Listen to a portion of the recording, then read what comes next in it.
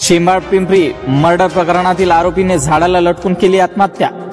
घटनेने उडाली एकच खळबळ। 28 मार्च 2025 रोजी 8:30 वाजताच्या सुमारास शेंबाळपिंपरी येथील जिजाऊनगर झोपडपट्टी येथे मोठ्या भावाने लहान भावाच्या डोक्यावर फावड्याने वार करून खून केला होता। खंडाळा पोलीस स्टेशन मार्फत घटनेतील आरोपी फरार असल्याने त्याचा शोध घेणे सुरू होते, परंतु आज दिनांक 31 मार्च 2025 रोजी त्याने आत्महत्या केल्याची घटना उघडकीस येऊन सदर आरोपीचा मृतदेह झाडाला लटकलेल्या अवस्थेत आढळून आला।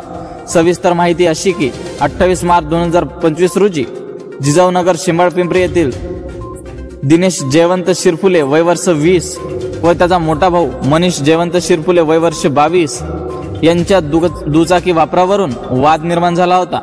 त्याच्यामध्ये मनीष जयवंत शिरफुले यांनी दिनेशला खाली पाडून त्याच्या डोक्यावर लोखंडी फावड्याने घात केला होता। यामध्ये गंभीर जखमी झालेल्या दिनेशचा काही वेळेत दुर्दैवी मृत्यू झाला। खंडाळा पोलीस स्टेशन पुसद येथे मृतकाची आजी यांनी दिलेल्या फिर्यादीवरून मनीष जयवंत शिरफुले यांच्या विरुद्ध विविध कलमान्वये गुन्हा दाखल करण्यात आला। खंडाळा पोलिसांमार्फत त्याचा शोध घेणे सुरू होते। खंडाळा पोलिसांनी तांत्रिक बाबीचा आधार घेतला। लगातार 2 दिवस शेंबाळपिंपरी जवळील कळमनुरी परिसरात आरोपीचा लोकेशन पाहण्यात आले होते। त्या ठिकाणी पोलिसांमार्फत तपासणी करण्यात आली, परंतु आरोपी पोलिसांच्या हाती लागला नाही।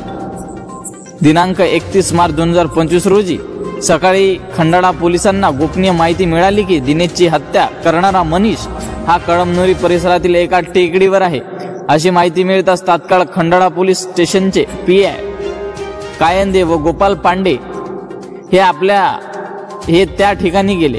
कळमनुरी स्थानिक पोलिसांची मदत घेऊन गोपनीय माहितीद्वारे मिळालेले ठिकाण दाखविले।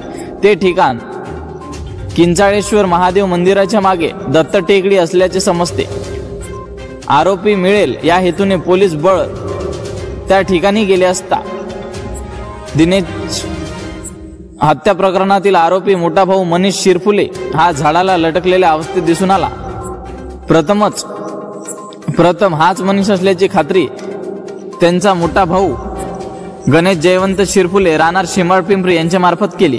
ओळख पडताच सर्वांना आश्चर्याचा धक्का बसला। उपस्थित कळमनुरी पोलिसांनी या घटनेची माहिती स्थानिक पोलीस स्टेशनला दिली व मृतदेहास कळमनुरी येथील शवविच्छेदनाकरिता नेण्यात आले। मृतक मनीष जवळ असलेला मोबाईल कळमनुरी पोलिसांनी अधिक तपासाकरिता जप्त केला। मृतक मनीष जवळ सुसाईड नोट मिळाली नसल्याची प्राथमिक माहिती मिळाली। घटनेचा अधिक तपास कळमनुरी पोलिसांमार्फत सुरू आहे।